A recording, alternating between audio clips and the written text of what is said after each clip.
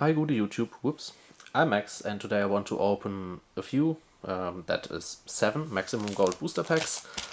The longer term viewers of my channel know that I really like the set, not just because it has my name in it, but because, yeah, it's cool. It has some really nice looking gold ultra rares, especially on the vanilla monsters. I really like the aesthetic of it. And there are still some cards that hold decent value in here.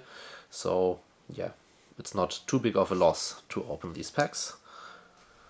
And from time to time it's worth going through your Margot bulk and checking out if there's a new card that suddenly is worth a bit, and then you can pick them out and list them. So that's really nice.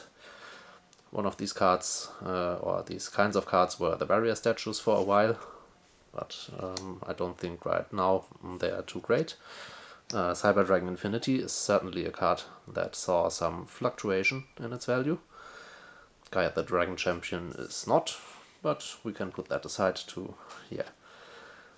fill up some GOAT fusion decks, because as some of you might know, in GOAT or during the GOAT period there was no limit to the amount of monsters you could have in your fusion deck, so you can just play any fusion in there.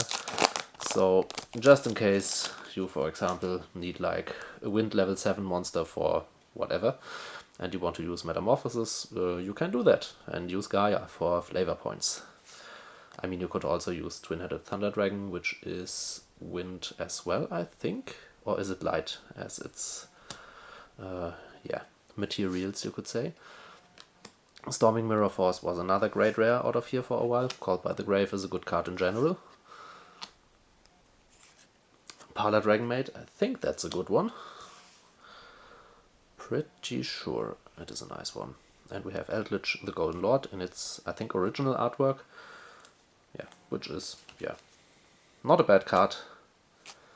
But Parla Dragon Maid is, I think, the hit in this pack. So we had Cyber Dragon Infinity in pack number 1. We have Parla Dragon Maid in pack number 2. Not too bad of a start. Of course, the one big card you want to see out of here is Blue Eyes White Dragon. As I said, the vanillas in here look nice as gold ultra rares, and because it has the starter deck Kaiba artwork, it's kind of sought after. Silent Angler, Miracle Contact, Bowl Sword Dragon, plus House Dragon Maid. This is like the first dud-ish pack, but that can happen. I'm usually happy with my overall pulls if I open a few Margot packs. So, this was a great rare for a while before it got a reprint. I don't know. I don't think this is too expensive anymore, but I can check that later. Tachyon Transmigration, Sacred Sword of 7 stars. I like the draw 2 for special conditions cards, so Sacred Sword is nice. Dark Rebellion Xyz Dragon. And Nibiru. Of course, Nibiru has lots of prints by now, but still a cool card. And for people who like the gold ultra rares, they might be after this.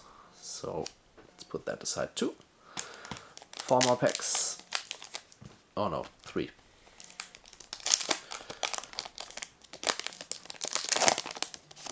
Next up.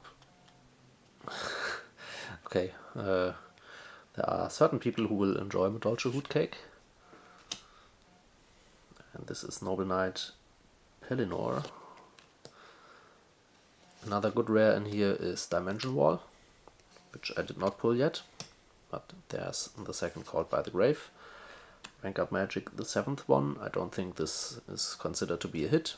And Artifact Lancia is sometimes worth a bit. So yeah, I will have to see later if it's one of these moments in time. As you might be able to tell, I don't have any idea what's going on in the modern Yu-Gi-Oh format right now. I don't even know if this card is legal at the moment. Mistaken Arrest was another great card for a while. I'll have to check that as well. Hello, focus.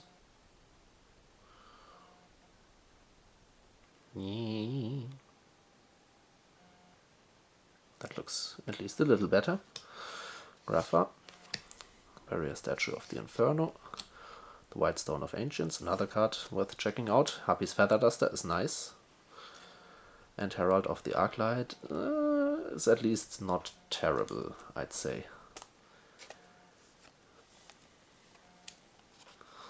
Let's leave the duster. So it doesn't get too dusty. And the last pack for today. Come on, Blue Eyes, show yourself.